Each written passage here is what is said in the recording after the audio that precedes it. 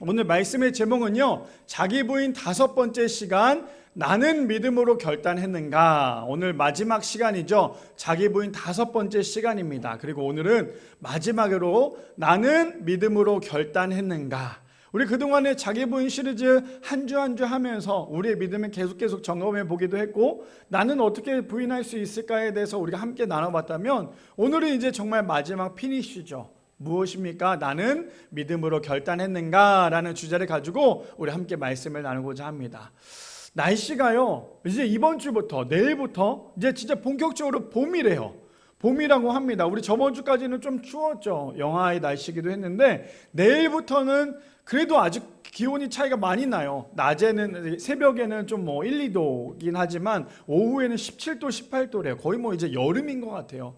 여름처럼 그렇게 되고 있지만, 이렇게 환절기일수록 우리 성도님들 정말 조심해야 될 건 감기 걸리시면 안 돼요.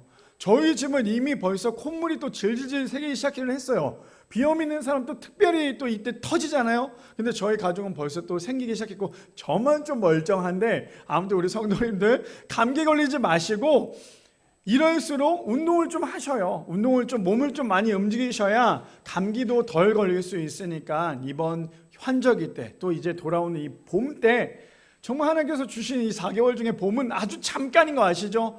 아마 제가 볼 때 한 2, 3주밖에 되지 않을 수도 있어요. 이 짧은 이 봄 시간, 하나님께서 주신 이 시간 하루하루를 정말 귀하게 보내고 즐길 수 있는 우리 미라리 성도님들 되시기를 축복합니다. 말씀에 들어가기 전에요, 마이크 그린 신학자님이 이렇게 말씀하셨어요. 진리를 모른 채 열심만 갖고 있다면 그 열정은 오히려 커다란 재난이다. 제가 예전에 전도사 처음 됐을 때 1년 차 때 정말 많이 들었던 얘기였어요. 선배들로부터. 목적 없는 열정은 굉장히 어려운 거야. 그 얘기를 참 많이 들었는데, 이제 제가 조금 시간이 지나고 난 다음에 저 말이 뭔지 알 것 같아요. 다시 한번 읽어드릴게요. 진리를 모른 채 열심만 갖고 있다면 그 열정은 오히려 커다란 재난이다. 그래서 우리가 어떻게 해야 돼요? 진리를 올바르게 알아야겠죠. 정말 목적 없이 나의 열심만 가지고 산다면 그 열심 때문에 우리 넘어질 수밖에 없지만, 오로지 하나님 안에서 하나님의 은혜 가운데 열심을 갖고 열정을 가지고 살아가는 사람은 그것은 재난이 아니라 은혜라는 사실. 그래서 우리 성도님들, 우리가 하루하루 나의 열정이 아니라 하나님께서 주신 그 사랑과 그 열정을 가지고 하루하루 은혜대로 살아갈 수 있는 우리 미라리 성도님들 되시기를 축복합니다. 제가 오늘 말씀의 제목, 나는 믿음으로 결단했는가라는 주제를 가지고 함께 3가지로 나눠보길 텐데요. 첫 번째입니다. 예수님을 만나지 못한 사람의 인생은 목적이 없는 열정만 가득한 커다란 재난입니다. 다시 한 번 더 읽어줄게요. 첫 번째, 예수님을 만나지 못한 사람의 인생은요, 목적이 없는 열정만 가득한 커다란 재난입니다. 아마 우리 주변에 믿지 않는 사람들 너무나 많죠. 많이 만나봤을 거예요. 그 사람들의 이야기를 듣다 보면 제일 많이 하는 얘기가 뭔지 아세요? 자기 자랑이에요. 내 자랑을 제일 많이 해요. 근데 하나님을 만나는 사람은 자기 자랑이 아니라 누굴 자랑해야 돼요? 하나님을 자랑해야 돼요. 이게 하나님을 만난 사람과 만나지 않는 사람의 차이예요. 근데 여전히 우리가 하나님을 만났는데 하나님 자랑하는 게 아니라 내 자랑을 하고 있다면 그게 커다란 재난이 될 수밖에 없지만, 내가 내 자랑이 아니라 하나님을 자랑한다면 그것은 재난이 아니라 은혜가 될 수 있다는 거죠. 자, 오늘 본문에 등장하는 우리 인물 너무나 많이, 아마 제가 이 설교를 한 3번 정도 했던 것 같은데, 오늘 사도 바울에 대해서 우리 함께 좀 나눠봅시다. 자, 본문 볼까요? 사도행전 9장 1절 말씀을 보니까 이렇게 시작합니다. 사울이 주의 제자들에게 대하여 여전히 위협과 사기가 등등하여 대제사장에게 가서라고 얘기합니다. 사울이라는 사람 우리 누군지 너무나 잘 알죠. 사울이 누굽니까? 사울은요, 굉장히 똑똑했던 사람이었어요. 박탁탁식했던 사람이었는데, 이 사울이 예수님을 만나기 전에는 어떤 사람이었어요? 예수님을 만나려고 했던 사람, 아니 예수님을 만난 사람들을 핍박했던 사람, 제일 앞장섰던 사람이 바로 이 사울이었어요. 근데 지금은 예수님을 만나기 전에 사울의 모습을 이야기하고자 하는 건데, 1절에 보니까 사울이 주의 제자들에게 대하여 여전히 위협과 살기가 등등하여 대제사장에게 가서라고 얘기합니다. 앞장섰다라는 거예요. 뭘 앞장섭니까? 하나님을 믿는 사람을 해코지하기 위해서, 위협하기 위해서 앞장섰던 사람이 바로 이 사울이에요. 혹시 여기 앉아 계신 성도님들 중에서도 사울과 같은 인생을 살았던 사람들이 있으십니까? 아마 있으셨을 거예요. 내 아내가 교회 가는 것 때문에 너무 짜증날 때가 있잖아요. 내 남편이 교회 가는 것 때문에 짜증나는 아내는 거의 못 봤던 것 같은데, 아무튼 내 아내가 교회 나가는 것 때문에 남편들이 막 화를 내는 경우도 많아요. 반대로 아내가 교회 가는 것 때문에, 남편이 교회 가는 것 때문에 아내가 화를 내는 경우도 있었다는 거예요. 하나님을 만나기 전에 저 모습은 너무나 당연한 거예요.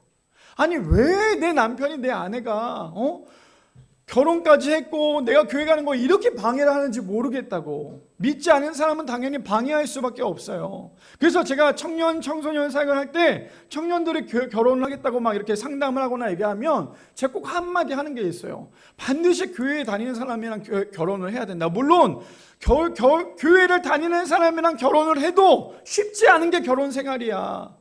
정말 믿음 좋고 정말 하나님 사랑한다고 하는 사람이랑 결혼을 해도 정말 쉽지 않은 상황이지만, 그런데 중요한 건 뭐냐면 믿지 않은 사람과 결혼하면 정말 힘들어. 그러면 꼭 이렇게 얘기하죠. 왜냐? 지금 눈이 이미 뒤집어졌잖아요. 어떤 게요? 내 사랑하는 남자와 내 사랑하는 여자의 눈이 뒤집어지면 아무리 얘기해도 들리지 않아요.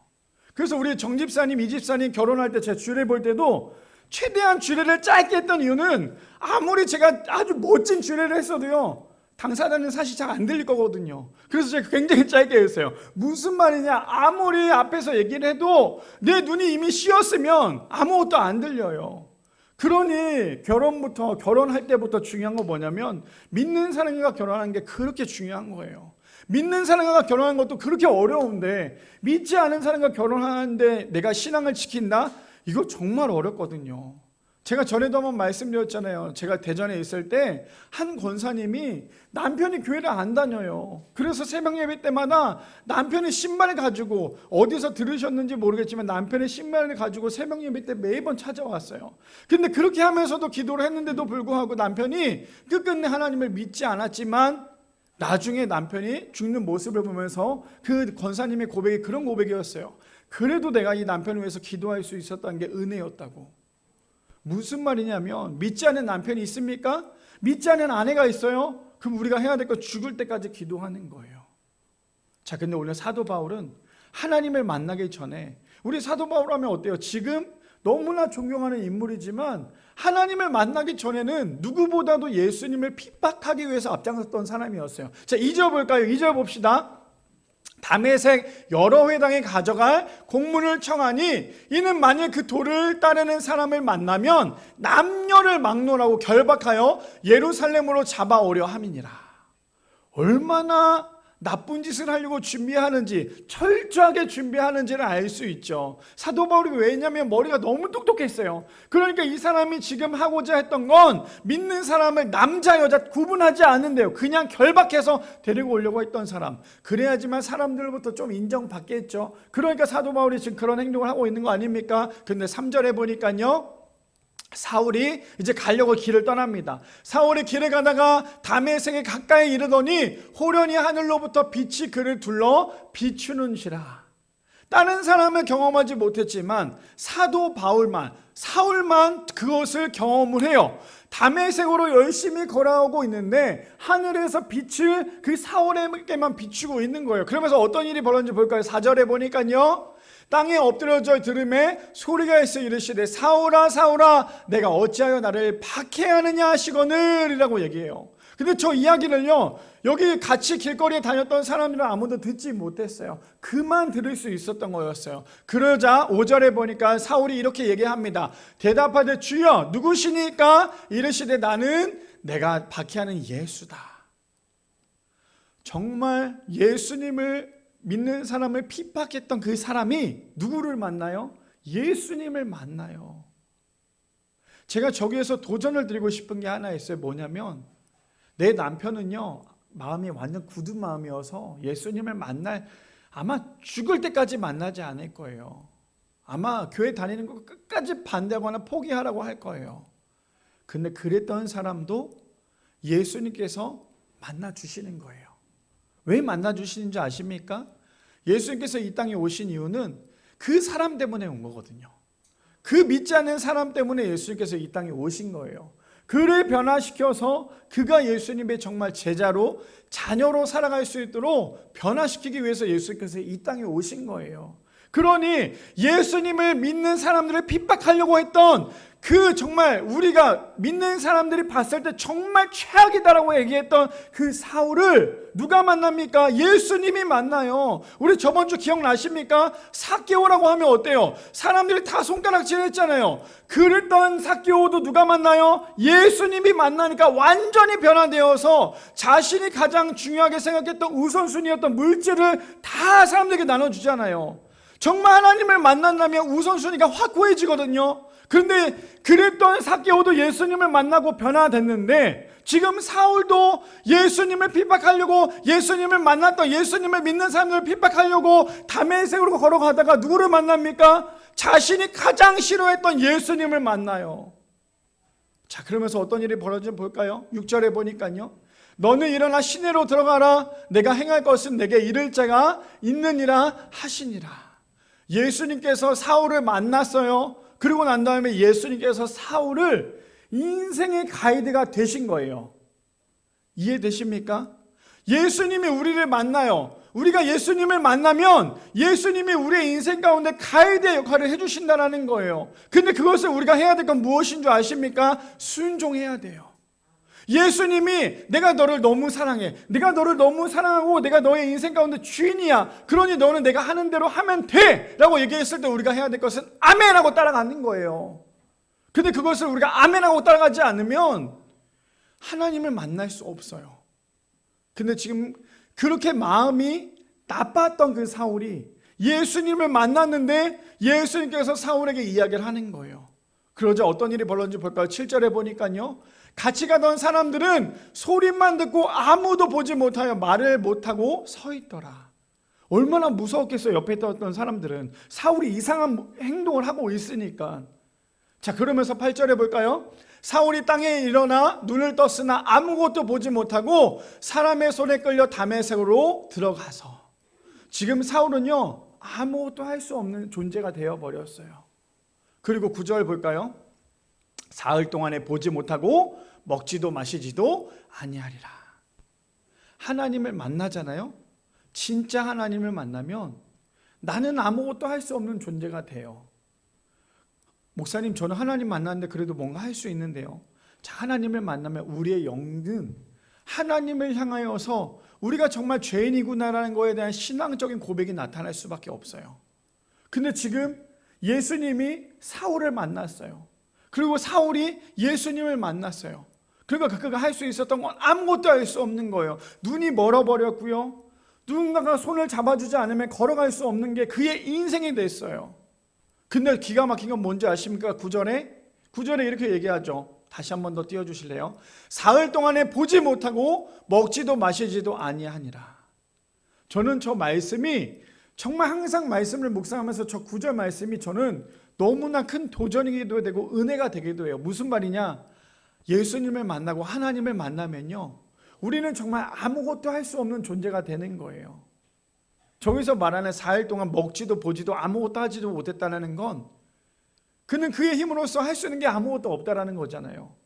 무슨 말입니까? 하나님 만나잖아요. 정말 우리의 모든 것들은 싹 다 비워질 수밖에 없는 거예요. 얼마나 혈기가 등등했어요. 얼마나 힘이 셌어요. 얼마나 교만했습니까? 그랬던 그 사울이 예수님을 만나 예수님을 믿는 사람들을 잡아다가 내가 갖고 가겠습니다라고 얘기했던 그 사울이 예수님을 만나니까요, 다른 사람의 손에 의해서 가지 않으면 아무것도 할 수 없는 존재가 된 거예요. 흔히 말하는 바보가 된 거잖아요. 예수님을 진짜 만나는 사람은 바보가 되는 거예요. 어떤 바보가 되는 줄 아십니까? 예수님 바보가 되는 거예요. 먹지도 못하고 보지도 못했다면 얼마나 두려웠겠어요. 우리 성도님들 한번 생각해 보세요. 내가 한 골방에 갇혀서 아무것도 먹지도 못해요. 사흘 동안. 아무것도 보지도 못해요. 사흘 동안. 그러면 아무것도 할 수 없는 거잖아요. 그러면 사람이 일단 눈이 보이지 않는다면 얼마나 두렵겠어요. 먹지 않는다면 얼마나 괴롭겠어요. 근데 저는 저기에서 예수님께서 사울에게 주셨던 메시지는 이거였을 것 같아요. 사울에 가지고 있었던 그 힘을 모조리 다 빼는 작업을 하지 않았을까요? 그동안의 세상 가운데 예수님을 미워했던 그 모든 교만한 것들을 예수님은 완전히 내려놓을 수 있도록 완전히 뺄 수 있도록 그 힘을 뺄 수 있는 작업을 사흘 동안 예수님께서 하시지 않았을까요? 우리가 예수님을 만나면요, 우리의 모습도 저렇게 변할 수 있다는 거예요. 정말 교만했던 사람, 정말 나밖에 몰랐던 사람이 예수님을 만나는 순간 나의 모든 것들을 포기할 수밖에 없어요. 왜 그런 줄 아십니까? 결국에는 이 모든 것들이 다 예수님으로부터 가능하기 때문인 거예요. 자, 오늘 첫 번째 주제가 무엇입니까? 예수님을 만나지 못한 사람의 인생은요, 목적이 없는 열정만 가득했던 사람이었어요. 사도 바울이 예수님을 만나지 못하니까 그의 열정은 무엇입니까? 그냥 예수님을 만나고 예수님을 믿는 사람들을 옥에 가두거나 핍박을 하려고 했던 것이 그 사람의 행동이었잖아요. 열정만 가득했어요. 근데 그 열정이 무엇인 줄 아세요? 그에게는 재난이었어요. 한두 사람도 아니고 믿는 사람 모조리 다 핍박을 하려고 하는 이 사도 바울을 봤을 때 그의 열정은 얼마나 커다란 재난이었을까요? 얼마나 커다란 재난이었을까요? 그러니 우리도 한번 생각해 봅시다. 자기 부인이라고 우리가 5주 동안 하면서 우리가 한번 생각을 해봤으면 좋겠어요. 우리는 과연 예수님을 만나기 전에 우리는 어떠한 열정을 가지고 살아왔는지. 아마 여기 앉아 계신 모든 분들 지금도 내려놓지 못했겠지만 아마 가장 컸던, 예수님을 만나기 전에 가장 컸던 우리의 큰 고민은, 가장 큰 열정은 아마 돈 버는 거였을 거예요. 근데 돈 버는 게 절대 나쁜 게 아니에요. 근데 그 돈보다 예수님이 앞서게 되면 그게 나쁘게 되는 거예요. 그래서 우리 성도님들 그런 거 있죠. 기도할 때 물질 축복을 위해서 기도하셔야 돼요. 하나님, 나에게 물질의 축복을 달라고. 그러면 사람들이 그럴 거예요. 야, 너는 교회를 다니면서 왜 그렇게 물질에 대해서 집착하고 물질의 축복을 달라고 기도하냐라고 얘기하겠지만, 우리는 하나님께서 일할 수 있는 우리에게 힘을 주셨어요. 그럼 우리가 해야 될 건 무엇입니까? 물질의 축복을 받아야죠. 근데 그 물질의 축복을 받았다면 우리가 해야 될 건 무엇입니까? 하나님보다 앞서지만 않으면 돼요. 그 돈을 갖고 자꾸만 나쁜 짓을 하고, 돈을 많이 벌면 많이 벌수록 그거 가지고 자꾸 도박하고 나쁜 짓을 하다 보니까 우리가 그 돈이 나쁜 게 된 거지만 사실 돈은 그렇게 나쁜 게 아니에요. 돈은 많이 벌어야죠. 많이 벌어서 우리가 살아야죠. 우리가 이 세상 살아가는 동안 돈이 많아야죠. 근데 그 돈을 가지고 자꾸만 하나님을 지우고 돈을 자꾸만 앞세우다 보니까 우리가 하나님을 떠나 사는 거예요. 그러니 우리가 목적 없는 열정은 재난이 될 수밖에 없다는 거예요. 오늘 사도 바울이 어떻습니까? 자신의 재난, 근데 보세요. 자신이 목적 없는 열정을 가지고 믿는 사람을 잡아다가 옥에다 가두려고 했더니 사도 바울이 지금은 어떻게 되는 줄 아십니까? 예수님을 만났어요. 그의 재난은 어떤 커다란 재난인 줄 아세요? 그의 재난은요, 예수님을 만나지 못한 게 재난이지만 그의 은혜는요, 예수님을 만나서 눈이 보이지 않고 먹지 못했던 게 은혜가 된 거예요. 무슨 말인지 이해되십니까? 우리의 모습을 좀 한번 살펴보세요. 내 모습을, 내 신앙을 한번 점검해 보세요. 나에게 재난은 예수님을 만난 것이 재난인지 아니면 예수님을 만나지 않은 것이 재난인지 한번 고민해 보세요.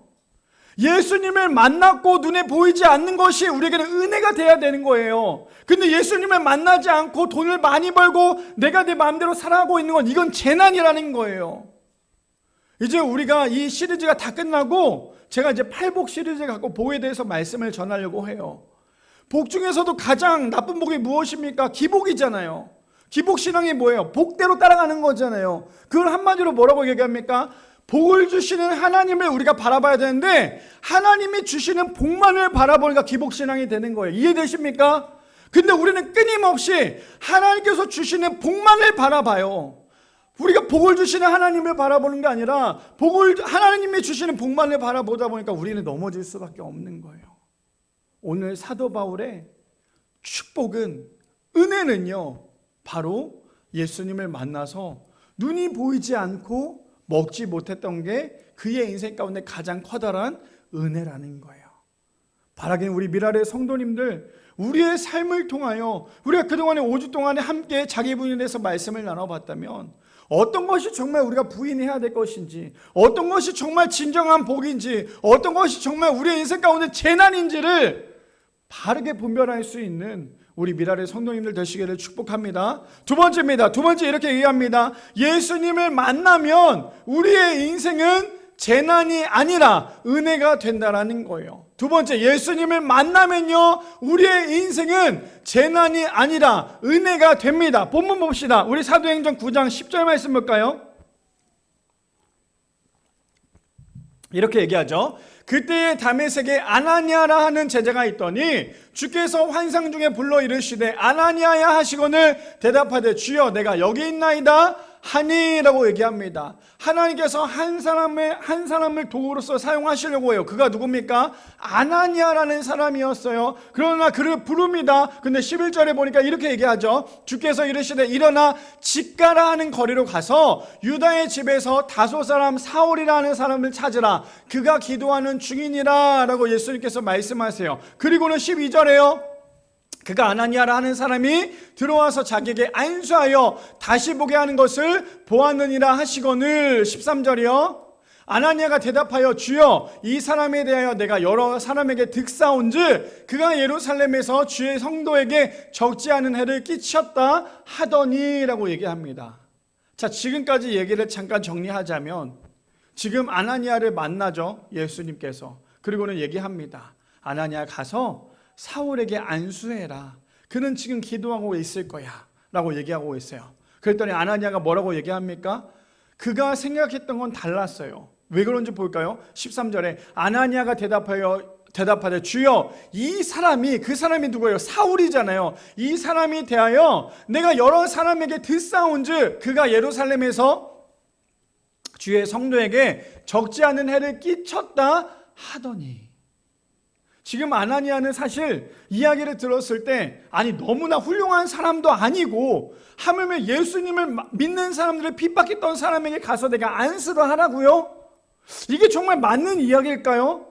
지금 얘기하고 있는 게 이 아나니아의 이야기인 거예요. 이해되십니까? 그러면서 14절에 보니까요, 여기서도 주의 이름을 부르는 모든 사람을 결박할 권한을 대제사장에게 받았나이다 하거늘. 지금 이러한 사람입니다. 지금 말씀하셨던 그가 이렇게 말도 안 되는 사람입니다라고 지금 이야기하고 있어요. 그러면서 15절에 보니까요, 주께서 이르시되, 근데 예수님께서 뭐라고 말씀하세요? 아 그래? 정말? 아 진짜로? 이게 아니에요. 주님께서 말씀하실 때는 모든 계획과 모든 것들이 주님께서 하시고자 하는 것들이 있어요. 그러니까 뭐라고 말씀하십니까? 가. 아 진짜? 이게 아니라 가. 네가 하는 게 아니잖아. 내가 하는 거야. 이해되십니까? 지금 그렇게 얘기하는 거예요. 주께서 이르시되 가라. 이 사람은 내 이름을 이방인과 임금들과 이스라엘 자손에게 전하기 위하여 택한 나의 그릇이라. 저는 저기 아나니아를 보면서 저의 모습을 정말 많이 떠올랐던 것 같아요. 너무나 반성이 되고 너무나 회개가 되기도 했어요. 어떤 내용인지 아세요? 제 주변에도 믿지 않는 사람이 있어요. 아 정말 너무나 괴로워요. 그 사람 때문에. 그 사람의 교회를 좀 나왔으면 좋겠는데, 그러면 정말 모두가 평화롭고 그럴 것 같은데 정말 말을 안 들어요. 그래서 그 사람을 위해서 지금도 기도하고 있어요. 근데 제가 기도할 때마다 그럴 때가 있어요. 또 어떠한 분으로부터 막 이런저런 얘기를 들을 때마다 막 제가 마음이 너무나 속상하니까 지금 아나니아처럼 그렇게 얘기해요. 주님, 제가 지금 이 사람을 위해서 기도하고 있는데 이 사람이 그렇게 사람을 힘들게 합니다. 그렇게 어렵게 합니다. 근데 이 사람을 내가 언제까지 기도하면 좋겠습니까? 제가 너무나 서러워서 기도할 때도 있었어요. 근데 주님께서 주신 메시지는 뭐냐면 그래도 해. 그래도 해. 그 믿지 않는 사람 포기할 거야? 믿지 않는 사람 그냥 내버려 둘 거야? 기도해. 그래야 변할 거 아니야. 네가 아무리 기도한다고 그 사람이 마음이 조금도 안 열리는 것 같지? 근데 그 사람의 마음에 금이 가고 있어. 근데 너가 지금 힘들다고 여기서 그만두면 그 사람 못 돌아와. 그래서 우리가 해야 될 건 뭔지 아세요? 믿지 않는 사람 포기하면 안 돼요. 내 주변에 믿지 않는 부모님들, 내 주변에 믿지 않는 형제 자매들, 내 주변에 믿지 않는 친구들 얼마나 많아요. 근데 그들을 우리가 기도하지 않으면 포기하는 거예요. 그들을 포기하면 안 돼요. 왜 포기하면 안 됩니까? 주님이 말씀하시잖아요. 가라. 누구한테요? 믿지 않는 사람에게. 가라. 멈추지 말고 포기하지 말라라고 말씀하시는 거예요. 그래서 저는 저 아나니아의 마음이, 저도 어떤 마음인지 알겠지만 예수님께서 저렇게 말씀하셨을 때 저도 너무나 서러웠거든요. 근데 끊임없이 말씀하신 건, 그래도 포기하지 마. 너의 엄마를 위해서, 아빠를 위해서, 남편을 위해서, 아내를 위해서, 형제 자매를 위해서 포기하지 마.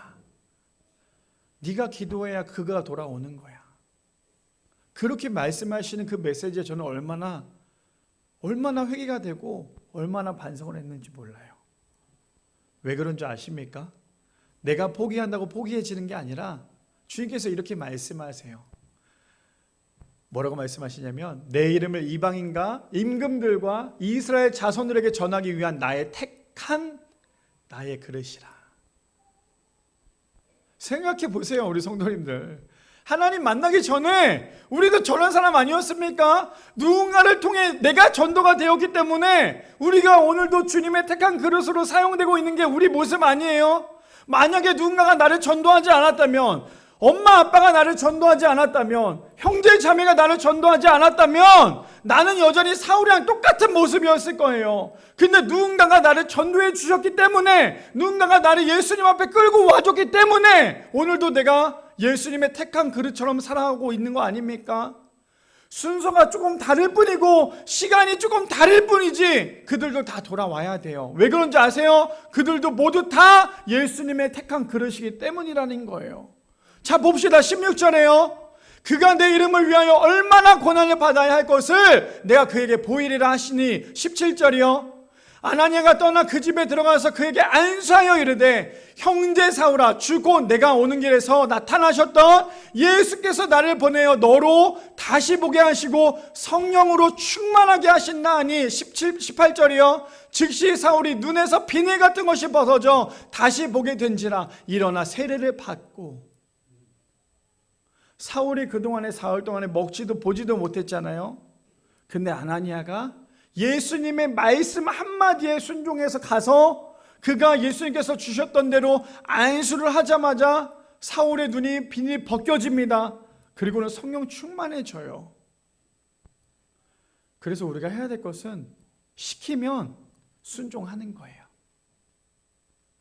그럼 목사님, 교회에서 목사님이 말씀하신 거 다 순종해야 돼요? 제 말에 다 순종하라는 게 아니라 기도하면서 순종하라는 거예요.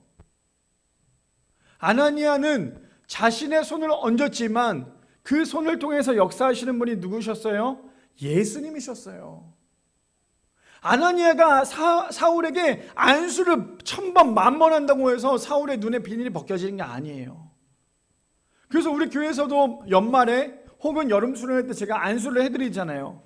제 손에는 어떠한 능력도 없어요. 이거 가지고 밥 먹는 거, 핸드폰 보는 거, 뭐 성경책 보는 거, 손으로 할 수 있는 건 아무것도 없지만 이 손이 예수님께서 능력 주시고 역사하시면 그게 능력이 되는 거예요. 오늘 아나니아의 손을 통해서 주님께서 역사하시니까 사울이 보지 못했던 그 눈의 비닐이 벗겨지고 어떻게 됩니까? 다시 보게 되고 일어나서 세례를 받게 됩니다. 세례가 뭔데요? 나는 이제 완전 죽고 다시 태어나는 거잖아요. 세례가 뭔데요? 나는 완전히 죽고 이제는 예수님의 자녀로서 다시 한 번 더 태어나는 것이 세례 아니에요? 그러면서 19절에 이렇게 얘기합니다.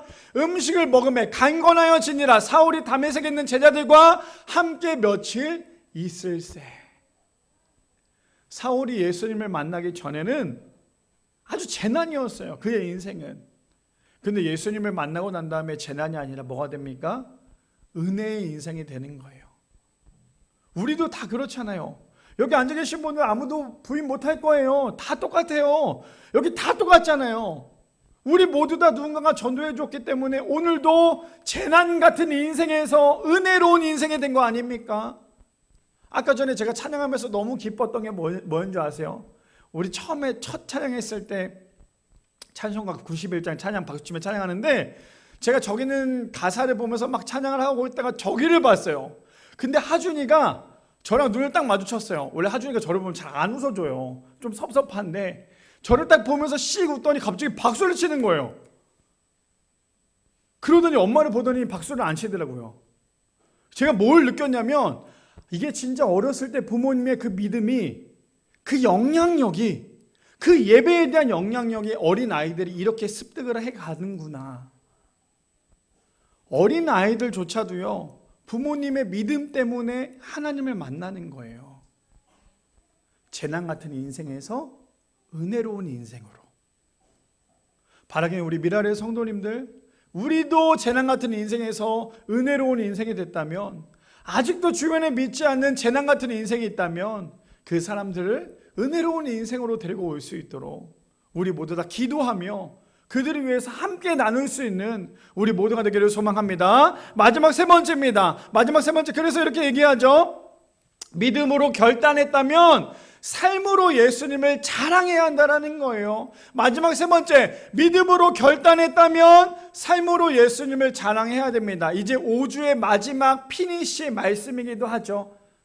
우리가 정말 믿음으로 결단했다면 우리가 삶으로 나를 자랑하는 것이 아니라 누굴 자랑하래요? 예수님을 자랑해야 한다는 거예요. 자, 우리 본문 볼까요? 마지막이죠. 20절부터 22절까지인데 이렇게 20절에 이렇게 얘기합니다. 즉시로 각 회당에서 예수가 하나님의 아들이심을 전파하니. 자, 20절을 보기 전에 19절의 말씀이, 아까 전에 우리 19절까지 보면 뭐였어요?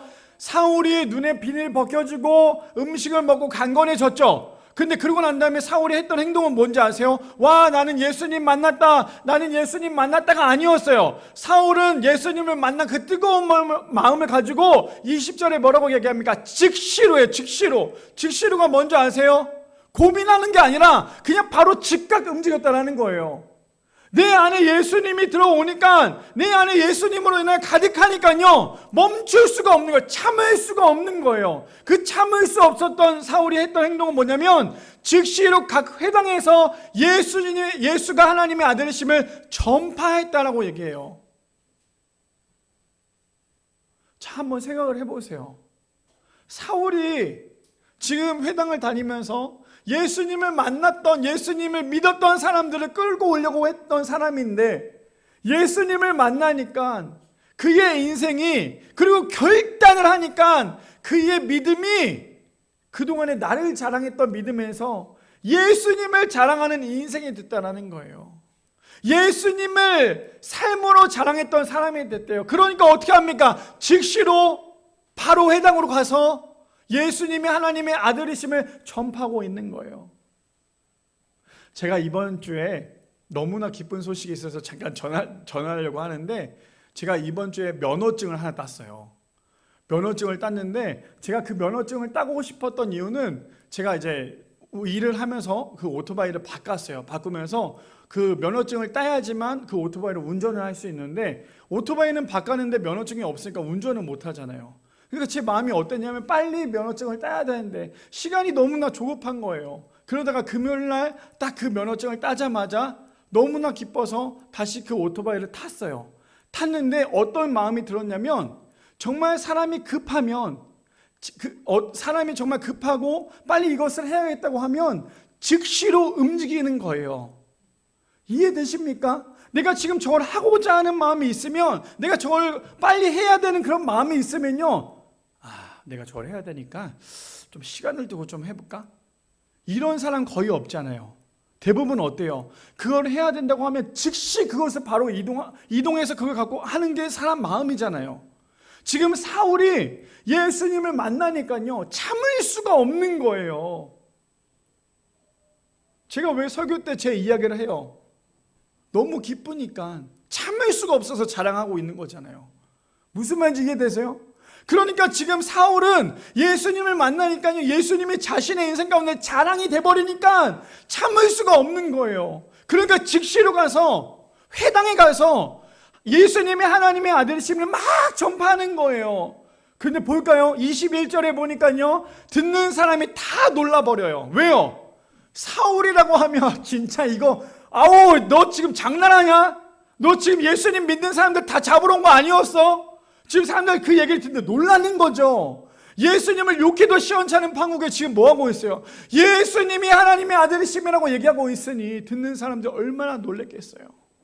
그러니까 듣는 사람이 다 놀라 말하되 이 사람이 예루살렘에서 이 이름을 부르는 사람을 멸하던 자가 아니냐, 여기 온 것도 그를 결박하여 대제사장에게 끌려가고자 함이 아니냐 하더라라고 얘기해요. 그가 여기 왔던 이유가 뭔데요? 예수님을 믿는 사람들 끌고 가려고 했잖아요. 근데 예수님을 만나니까 그 끌고 가려고 한 게 아니라 믿지 않는 사람들조차도 예수님을 믿을 수 있도록 선포하고 있는 게 지금 사울의 모습이었다라는 거예요. 예수님이 우리의 인생이 자랑이 되면요, 자꾸 얘기하고 싶어요. 우리 그런 거 있잖아요. 내 새끼가 너무 이쁘고 또 내가 자랑하고 싶은 게 있으면 어때요? 막 자랑하고 싶잖아요. 또 자랑 하나만 더 할게요. 제가 저희 아이들이랑 같이 금요일 날이었나? 토요일 날이었나? 아무튼 아이들이랑 같이 이제 밥을 먹으러 갔어요. 제가 감자탕을 좋아해서 집 앞에 감자탕 집이 있어. 감자탕 집에 갔는데 거긴 놀이방이 있어요. 그래서 애들 막 놀이방, 병원 갔다가 갔네요. 애들이 감기가 걸렸고 병원을 갔다가 감자탕 집에 갔는데 놀이방에 있어서 애들이 막 놀이방에서 재밌게 노는데 밥을 먹으면서 제가 계속 입꼬리가 올라갔던 시간이 있었어요. 그게 뭐였냐면 밥을 막 먹는데 윤희가 여기 와서 막 유리를 두드리면서 아빠 엄마 막 이러고 있었어요. 근데 뒤에 앉았던 아줌마가 저 남자의 모델인가? 왜 이렇게 잘생겼지? 그러면서 얘기를 하는 거예요. 그러니까 제가 밥을 먹으면서 어땠을까요? 그냥 너무 기뻤겠죠. 제가 지금 또 자랑을 하는 이유가 뭔지 아세요? 저에게는 우리 아들이 너무나 자랑이고 너무나 사랑이기 때문이에요.